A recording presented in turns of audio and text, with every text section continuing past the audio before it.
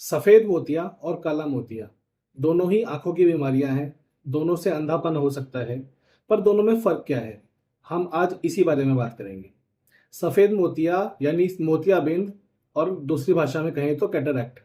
सफेद मोतिया में आंख का नेचुरल लेंस धीरे धीरे धुंधला हो जाता है, धीरे धीरे नजर कमजोर हो जाती है।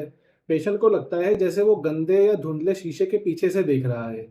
चीजें साफ नहीं दिखती, खासकर रात में ये प्रॉब्लम ज्यादा बढ़ जाती है। चश्मा बदलने से भी पूरा फायदा नहीं मिलता।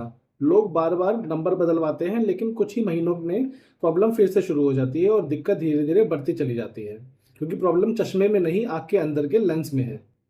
ऑपरेशन से ये ठीक हो सकता है। एक छोटी सी माइनर सर्जरी से धुंधला लेंस निकालकर नया आर्टिफिशियल लेंस लगा दिया जाता है और अक्सर नज़र काफ़ी हद तक वापस आ जाती है। अब बात करते हैं काला मोतिया, जिसका दूसरा नाम है ग्लॉकोमा। काला मोतिया में आंख का प्रेशर बढ़ने से आंख की नज़र वाली नस दब जाती है और धीरे धीरे डैमेज होने लगती है, जिसको हम ऑप्टिक नर्व कहते हैं। शुरुआत में अक्सर कोई सिम्टम नहीं होता। पेशेंट को सालों तक लग सकता है कि सब नॉर्मल है, जबकि अंदर ही अंदर नज़र कम हो रही होती है। सीधा देखना शुरू में ठीक लगता है, लेकिन आसपास की चीज़ें धीरे धीरे नज़र से गायब होती जाती हैं। जो नज़र चली गई वो ग्लोकोमा में वापस नहीं आती।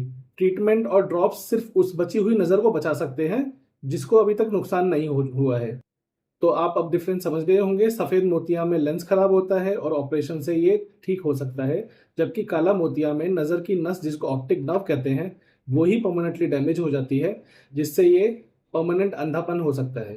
इसलिए 40 साल की एज के बाद रेगुलर आई चेकअप कराना बहुत ज़रूरी है। Thank you.